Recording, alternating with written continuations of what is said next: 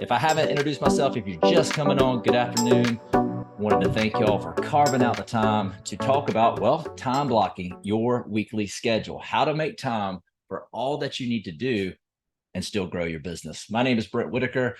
I have the privilege of serving as a coach here at Business on Purpose, and I want to introduce you to my crew. So I'll throw that up on the screen. Nothing screams you're from the South more than eating Bojangles at a rest stop on your tailgate with your dog in tow. But before I kick into the meat and potatoes, three things. Be present. I know it's hard. Everything's pulling you from not being present. You won't get this hour back. Know that 80%, this is not me being rude, 80% of us won't implement what we unpack today. That's just kind of a rule of thumb. I'm guilty of it as well. And stay with me. I'm going to start us out by unpacking why time blocking a weekly schedule is important. We're going to hammer the why first, and then we're going to get to the how. I promise you, we will get to the how. So this is crazy. This is 50 years ago. Haven't even been around that long. I'm 48. 50 years ago, psychologists and health professionals coined a term. Let that sink in. 50 years ago. And it's actually been deemed an epidemic, and it's called hurry sickness. If you want to write that down, maybe you've heard of it, maybe you haven't. Hurry sickness. And it was coined by a cardiologist. So there's clout there. Meyer Friedman, he defined it 50 years ago. He had all these people coming into his doctor practice with heart issues. They were type A people. They were always on the go. More, hurry, hurry, hurry. And so it was deemed an epidemic. And that was 50 years ago. Do we think time has slowed down since then? Here's what I want you to do. And then I want you to put your phones back down. Look at your schedule for a minute. Really, like look at your calendar, pull up your Google Calendar, whatever calendar you use, do it just for a minute. How does it feel when you look at your schedule? I don't know if y'all are like me. Have y'all ever made this mistake? Sunday rolls around, you take a peek at that thing, that schedule, that calendar, and you immediately wished you hadn't. Anybody ever had the Sunday scaries? Because you know what awaits you, what your schedule looks like starting Monday at whatever AM that you roll out of bed. Let's actually go back and talk about what hurry sickness is that was defined 50 years ago by this cardiologist. We're going to define what hurry sickness is. And I want to tell you this. Listen, we all fall off wagons at different seasons in life. That's okay. But here is what hurry sickness is. A pattern, a behavior pattern characterized by continual rushing and anxiousness. A malaise, what a great word, in which a person feels chronically short of time and so tends to perform every task faster and gets flustered when encountering any type of delay. Are y'all with me on that? A continuous struggle and unremitting attempt to accomplish or achieve more and more things or participate in more and more events in less and less time. This one really floored me. Hurry is a form of violence on the soul. That might be one you want to write down. Hurry is a form of violence on the soul. So, hey, does that hit any of y'all between the eyes like it did me? That's a good thing. We live in a sped up, hyper caffeinated, more is better, show me your worth by what you get down, ain't slowing down world that cares nothing about your soul, health, or relationships. I want us to hear that again. The world cares nothing, not a diddly squat about your soul, your health, physically or mentally, or your relationships. So we need collectively, we need to stop bowing to it. And we all do it. We bow to the norms of culture, the chaos. There are ways to combat this, and we're going to talk about that today. Here's the truth. Here's the truth. Because this will be a part of your weekly schedule. If you implement it, what we teach here, there is vital and there is urgent. There is vital and there is urgent. Brent, what's the difference? Great question. Most, if not all, of what fills our calendars are the urgent. And urgent is typically defined by a task. I've got a meeting. I've got to return this call. I've got to hit this deadline. We can't escape the urgent. Not saying we can. However, we can't neglect the vital, and vital deals with people. Vital deals with people. I want to make time, intentional time for my wife and for my daughter because they matter. Relationships matter. People are vital. Tasks are urgent. We cannot let the urgent consume the vital. Hope you all are with me on that. How are we currently allowing our schedule, the urgent, to smother the vital? How are we currently allowing the urgent to smother our vital? If, right, it's a big if we do not take control of our time, we will continue to be reactive. And our harried, I love that word too, harried pace of life will demand our time. And we will get to the end of our lives. I'm not being dramatic. This is just truth based off precedent. We will say, man, I missed it. I wish I'd have spent more time with, insert the name, insert that visual, that face. People are vital. Relationships are vital. Hey, Brent, I thought we were talking about a weekly schedule. Yeah, we most certainly are.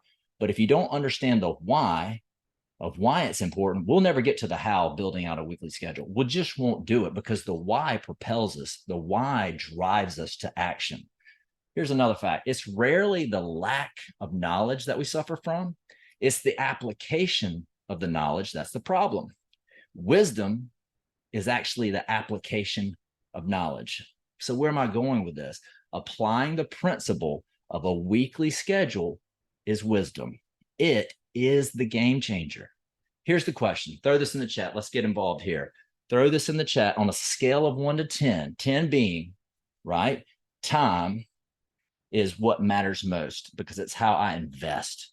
10 being time matters most, 1 being whatever. On a scale of 1 to 10, how important is your time? Now, to the degree that you value your time and you're tired of living reactively and you want to be proactive in regards to time, this will be the extent that you actually lean into our exercise today. We're going to build out a weekly schedule. We're going to start taking control and maximizing our time to create margin because we all need it. We all need more margin in our lives. On our schedule, let's put things on the schedule that says dinner with the family, little Johnny's baseball game, date night, etc. on your schedule. Let's commit one step further and allow somebody, give somebody the authority to check in with you and say, hey, are you honoring your weekly schedule that you built out? Who can you share it with? When will you do it? When will you share it with them? Question. How tired are you of doing the things the way you've always done them? And do you want to change? Here's the beauty. It's up to you. It's up to me if we want change. People do it. We have the pleasure of serving over 75 businesses around the country. And folks just like you, just like us here today, are making the change and taking back their time and hence their lives by implementing the time blocking weekly schedule. So one thing that a weekly schedule, time blocked out, is not. It is not a calendar, but a weekly schedule. What's the difference? I love this. A calendar, we all know. We pulled it up on a Sunday. It tells us what to do. I'm guessing we all have that calendar. What I'm talking about is a schedule intentionally built out in advance of your week that tells it what it's going to look like. Here's what my week will look like in blocks. More on that later. It is a plan. Same thing with any event. You build out a schedule of everything that needs to happen to make sure that you have enough time for it all. Your week, our week should be no different. It should be a dictated time blocked event that takes place with margin for surprises. Because guess what? We always get curveballs. We always say at BOP, chaos is not optional. Good one to write down. Chaos is not optional. Submitting to chaos is. And really what that means, y'all, is chaos is inevitable. It's waiting after this call to punch you in the face. Something takes longer than it should have. We've all been there. There's a mistake on the job. It happens. Supply chain gets wonky and takes longer to get to you than it should have. We experienced that during COVID. However, having a plan in place helps you to be able to respond to that chaos so you don't collapse underneath it. Do you want things going forward to look and feel different? Here's the how part. Now, I've hammered the why. I hope y'all are still with me. We've hammered the why.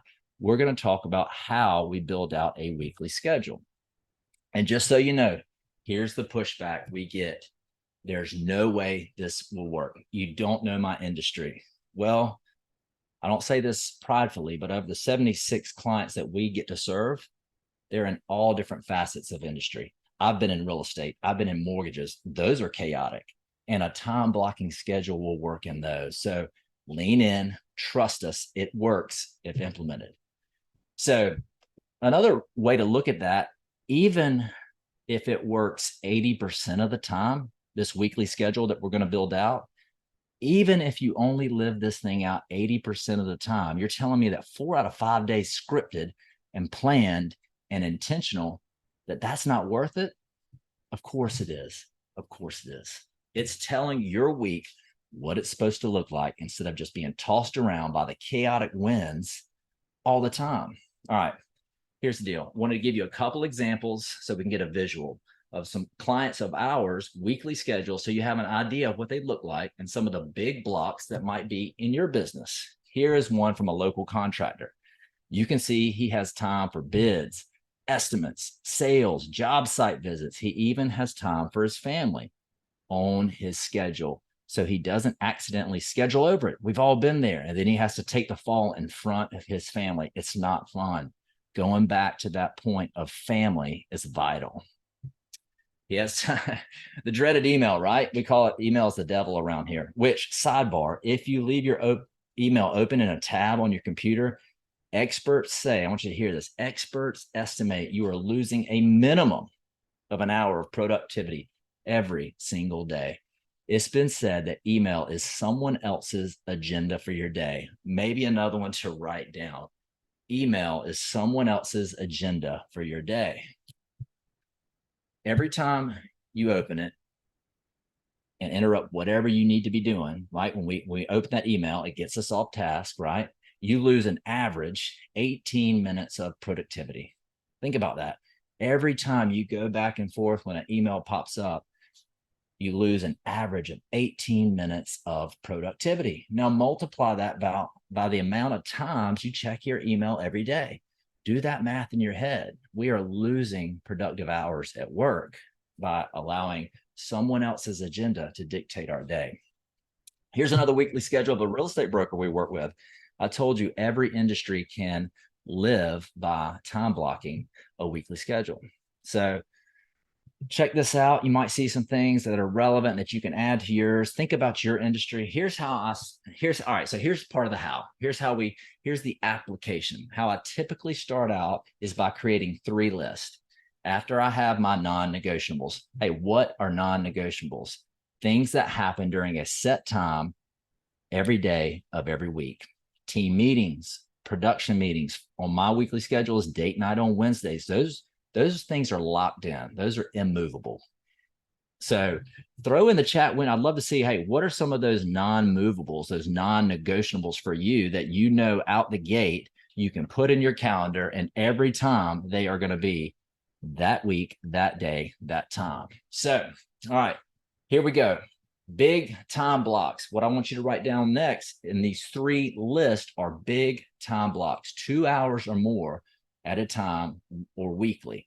A task that takes you 2 hours or more at a time weekly.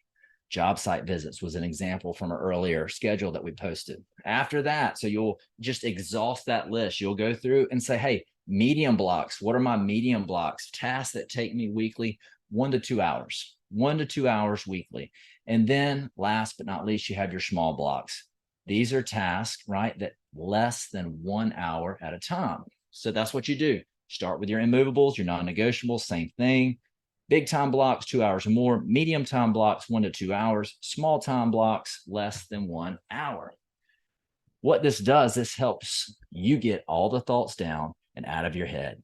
And if you don't know where to start, pull up your calendar from the last 2 weeks and start writing down things you did and how long those tasks took. It takes work, but it is a work worth doing. Or how long, if you were truly dialed in and undistracted, should they take you? You might go back and say, well, this took me 3 hours. But if you were not checking emails and moving back and forth, how long should they take you? Another great question to ask is, when is the best time in my week to do this task? When is the ideal time for this? If you, if you can barely see straight or think until 10 a.m., don't reconcile your bookkeeping first thing in the morning. If you are grouchy in the afternoon and you hit that afternoon slump, don't book your sales calls in the afternoon when you need to be energetic and own. Build out your week. Now, I'll stop here for a second. If y'all are anything like the businesses we work with, this is something we always get. Well, Brent, what if someone asks us to come for a sales meeting in a time that's not blocked for a sales meeting? 100% fine, but try to be proactive. Try to get in front of that. Start out the conversation, lead the conversation with, hey, I've got Tuesdays from 10 to noon and Thursdays from 1 to 3 set aside this week. Do either of those options work for you? 9 times out of 10, they will make it work, but we have to lead. We have to be proactive.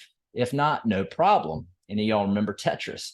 Simply play Tetris a bit. And if they can do, if all they can do is meet Wednesday at 11 a.m., take that time block from there and place it where you had your initial sales block. Just play Tetris with the time blocks. Hey, if it's an internal meeting, how would we coach you to respond? It would be to say, I've got time blocked to work on my estimates right now. Is this something you want me to put aside for right now to meet on this? Or can it wait until my next available time slot? Be proactive, stay the course. People will adapt, but you have to lead. Own your week. And most of the time, others will respect it. We've seen it time and time again. So own your week. Last thing I'll say on this, the goal of this is not to follow blindly week after week after week until you retire. The goal is to have a plan in place to spend 20 or 30 minutes on Friday organizing your next week and intentionally building it out instead of just waiting for the first fire to pop up Monday, because that's going to happen. So it is being intentional on that Friday. Set some time, 20 to 30 minutes, organizing your next week. Okay. Build in, this is key, build some marginal time to allow for fires. You'll notice on the realtor schedule, he allows time for putting out fires. They will happen. Make sure you allow some room so they don't throw off your entire week. So allow some marginal time. So here's the charge, right? Write out your unmovables, jot them down, type them out. What are those non-negotiables that happen the same time, same day, every week? Team meetings, production meetings. Create your 3 lists, exhaust those lists. Start adding the tasks to your schedule. When will you review each week to ask, hey, so you need to set a time each week to go back and say, hey, where did I have too much time? Where did I not have enough time? Where are my blocks placed in the wrong slot? Test drive and tweak. We tell our clients it takes about 30 days to dial this in, and it'll never be perfect. But again, remember what I said, 80% is better than probably what we're currently doing. All right, so I'm going to answer a few questions here in just a minute, but I want to give you guys an opportunity to book some time with one of our coaches. Naturally, there'll be some questions around like, how do I actually get this done? Well, our coaches have graciously cleared 6 30-minute coaching calls that are free to you. If you want to unpack some of this or just tell us more about your business, you can ask us whatever, and we will point you in the right direction to help you build some of this out. But here's what we ask you to do. We're going to ask you to apply for one of these 6 spots. We want to work with businesses that are ideal fits for what we offer and not waste your time. So here's the link for the application. It really only takes a couple of minutes, super simple. So go to mybusinessonpurpose.com/application if you want to book one of those 6 spots. The link is also my buddy Brandon, who's a fellow coach, is going to drop that link in the chat window. 2 minutes to fill out. We would love to meet with you and unpack some of this. And hey, give us some of your pushback. We want to hear it. So we're excited to see who will come in and join us on those 6 coaching sessions. All right, so let's dive in. What are some of the questions that you have? We've got 5 or 6 minutes to talk about questions, any clarity around what we've talked about. So great time to come off mute and ask any questions that you may have. So fire away.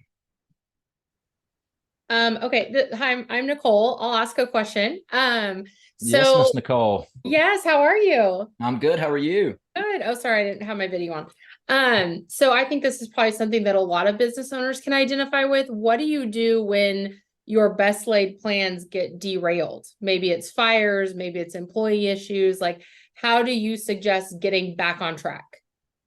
Yeah, it's one of those things that inevitably is going to happen, right? You're Mhm. going to get derailed. I go back to leading from if you don't have the conversation, you don't set the expectation, people don't know when your blocks are. So set the expectations up front, lead proactively. And then if a fire comes, you almost have to, hey, there's these different scales of fires, right? This is a 911. This is a little smoldering thing. So you might need to process out what's truly an emergency that will cause me to move my block around and what can really wait. Because what we've seen time and time again, say you get an email, you're at the dentist, you're getting a root canal, and 4 hours later, you go to respond to that email only to see that they've figured out the problem, right? That people have an innate capacity to work the problem. But what we do often is we enable because we just say yes to everything. So if not, if it's a true fire, you just move the block around. Don't negate that block that you're moving, just move it to another time spot. Again, it won't be perfect, but if we can get you 75, 80% where you're telling your week what to look like and what it needs to look like, we're going to be ahead of the game. So I always say progress is progress, even if it's incremental. I hope that answers your question, Nicole. Yeah, it does. I just think, like you were saying, the Sunday scaries, you can kind of lay it out and then Monday morning hits and it's like, what happened over the weekend? Yeah. So Well, trying to yeah, balance that and weed through a those hundred things. percent, a hundred Yeah. percent. And I learned when I came on with Business on Purpose, like we have weekly check-ins, right? I have a check-in with the owner of our company, and Mhm. when I first came on, I would continuously go to him for stuff, and then he would remind me, "Hey, I've got you blocked off for your weekly check-in next week, Tuesday at 8. Will that work for you?" I'm like, "Oh yeah, okay."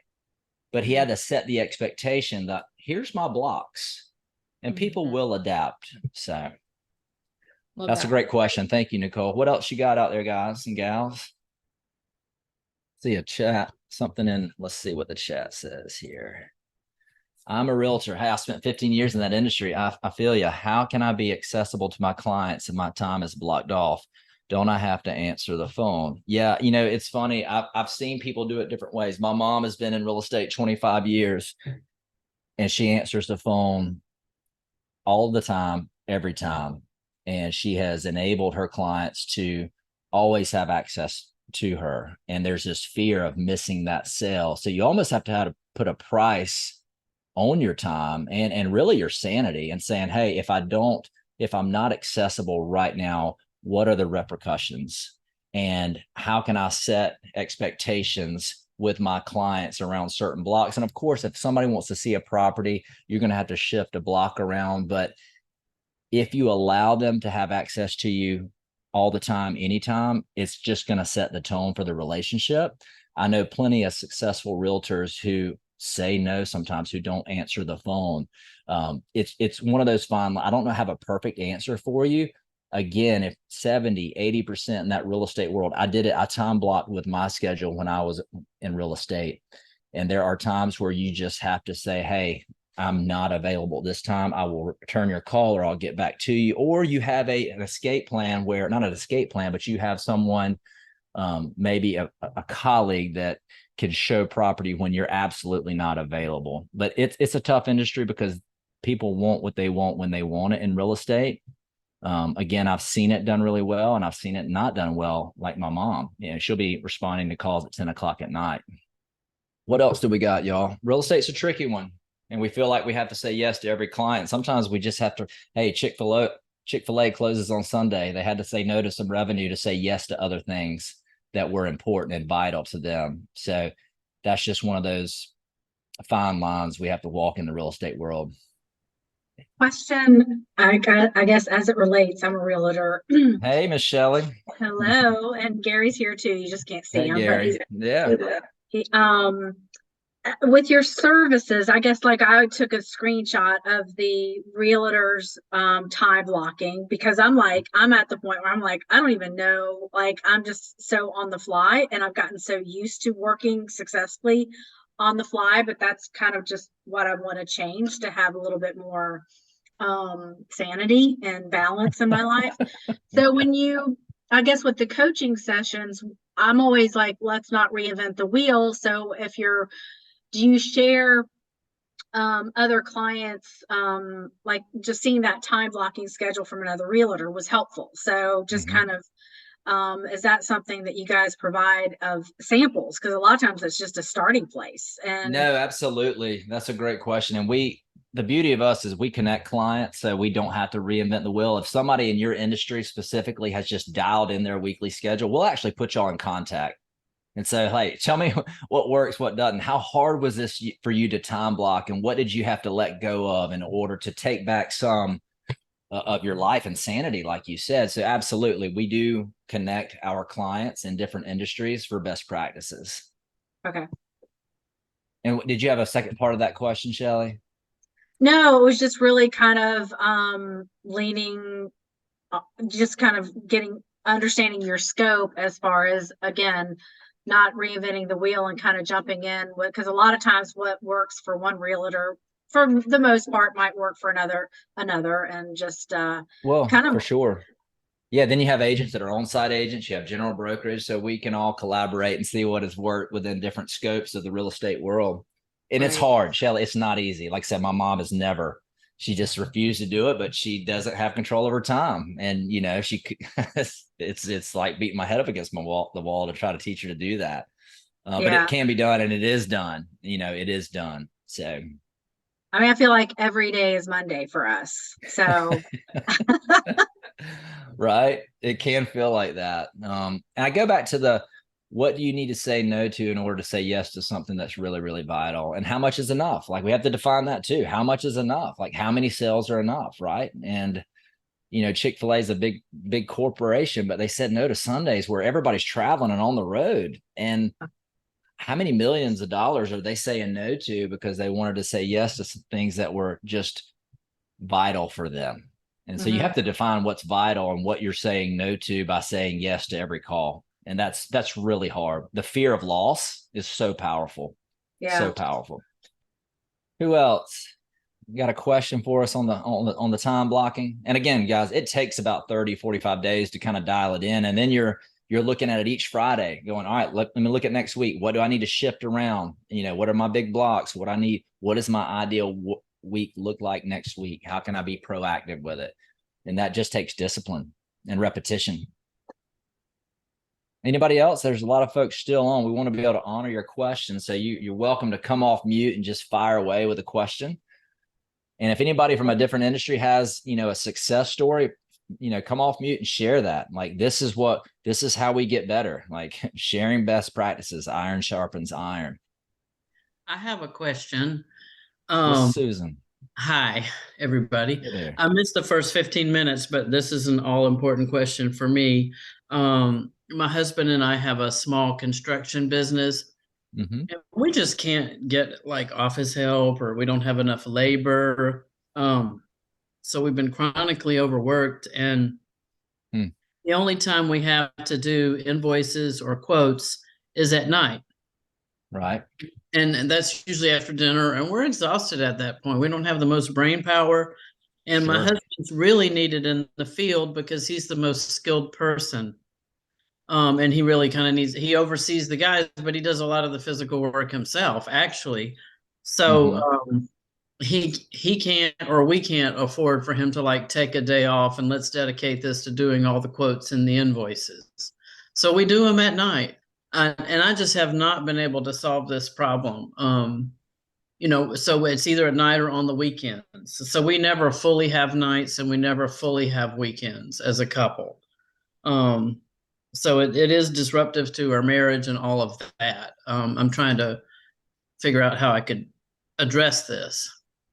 Yeah, one thing I think about is, and this takes work too, and I don't know there's no silver bullet. But think about if I was going to help you nutritionally, of like, hey, I want to get more fit. And I said, well, I want you to take a food log. I want you to write down everything you eat for a week solid. You almost need to do that with your week and have a piece of paper and say, what did I do the last hour? And see if there's just any gaps in there where we're not fully dialed in and head down. and see if there's an hour we can make up. And sometimes it's like when you write everything down, stuff comes to light that you didn't even realize, right? Like, so, wow, I didn't realize that I was on the internet for 45 minutes total that day in like 5-minute increments. So that's one way of just doing a time log. What did, like, this coming week, starting Monday, I'm going to, and I can rarely get people to do this because it takes work and it takes discipline. I want you, from when you arise to when you go to bed, take inventory of everything you did that day. Then there's, can I outsource something? Is there anything that I can outsource? If we don't want to be doing it at night, is there a margin in the morning? Is there time that I can wake up an hour earlier? You might be getting up at 5 o'clock already and you're like, that's out the window. But saying, hey, can I get up an hour earlier and devote this so I can have nights and weekends? And I would love for anybody to come off mute, or Brandon, if you're on the line, have you seen any best practices around what Susan is asking? This is Jason. Can you hear me? Yeah, Jason, loud and clear. So to kind of piggyback on that statement, so I'm in kind of the same boat. I've got a custom furniture business. We do a lot of big epoxy tables and different custom work like that. So I'm in the same situation. Labor it's impossible to find good It's everybody's labor battle right now. Yeah. that's gonna hang in there. And then with the invoices and the quotes and everything's custom, so you're on the phone with the customer, and it's always a one-to-one relationship, because they want their item very specific. So I built a lot of pre-established quotes and a lot of pre-written documentation. So when I go back and fill that out, instead of taking 30 minutes to write a quote or to fill an invoice or to establish the customer's requirements, it's already pre-filled out, and it has helped me. I mean, it took me 3 weeks to get it all done, but I've got file after file after file of pre-established paperwork that all I have to do is fill in the blank and send it out. So no, that's beautiful. No, that's huge, Jason. That's part of like, hey, what do we need to process out and streamline? You know what I mean? That we do repetitively over and over and over, where we can streamline the process and cut down on the time. And I saw another great, so thank you for that. That's Susan, I hope that helps. And then hire a student from your community college who's studying accounting. Outsource. We outsource some things because our time needs to be in certain areas to maximize the business and push the vision forward. So a couple of options there of just take a weekly time log. Where did every hour go? Process out what you can process out to streamline it, and see, like, the community college who's studying in accounting that could help out, that wants to make some extra money, that would free y'all up to do some things to move the vision forward and move the business forward. So thank you for that, Jason. Yeah, thank you, Jason. That one is good. I guess, and I'm not trying to just knock down every good suggestion. We're such a custom company, and it's what we were just talking about this the other day. Part of the issue is that we offer like all the trades. We do floor refinishing, we do interior, exterior painting, we do bathroom renovations, kitchen renovations, woodwork, small construction, and exterior repairs, interior. I mean, just a lot. So everything is so custom. So yeah, we could say, okay, a shower stall is generally this, but there's just so much that's custom. Other construction companies that are larger have an estimating person, and we're not big enough to like hire an estimating person. So I kind of looked at some of the programs. I don't know if anybody has an idea about which program, because some of them are quite expensive, I think, but I don't know if anybody has any experience with that. So what Jason offers is good partially, but like, I guess what I'm saying, we do a lot of historic restoration. And that is the thing about that, is it's custom sizes, it's retrofitting, it's not really a template situation. So anyway. Hi. And that's go ahead. I'm sorry. My name is Jessica. I'm actually on here in my own role as a realtor, but my husband does own a small construction company, and that's exactly what he does, historic restoration. So what he's done in his time blocking, and as he always sets out Thursday morning, he doesn't go into the field until after lunch, because on Thursday morning he set that time aside for any estimating, any kind of things that he needs to do on the computer. It's not perfect, and sometimes he does end up in the field anyway, but he has designated one day a week. He doesn't go into the field until lunchtime to get that sort of thing done. So hopefully that's helpful. No, that's great. And test drive it.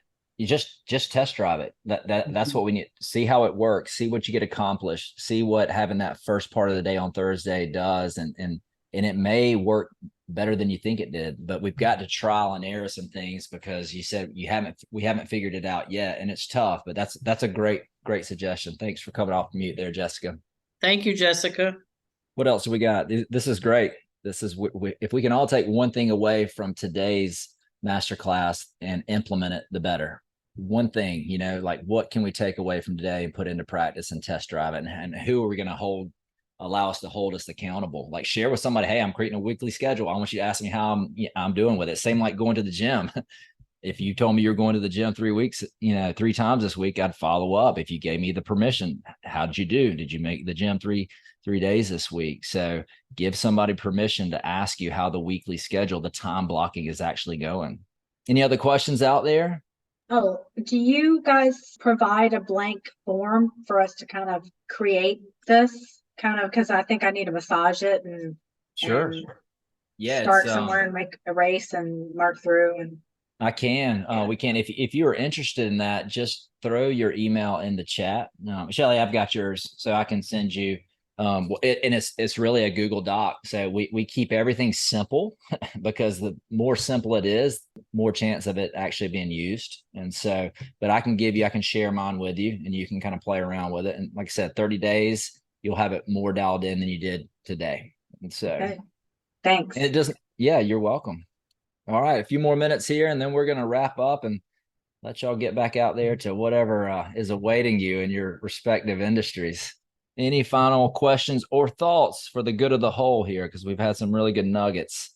So this is Jerome. I have a comment regarding the intern. I currently use one from Southwestern University here in town. And okay.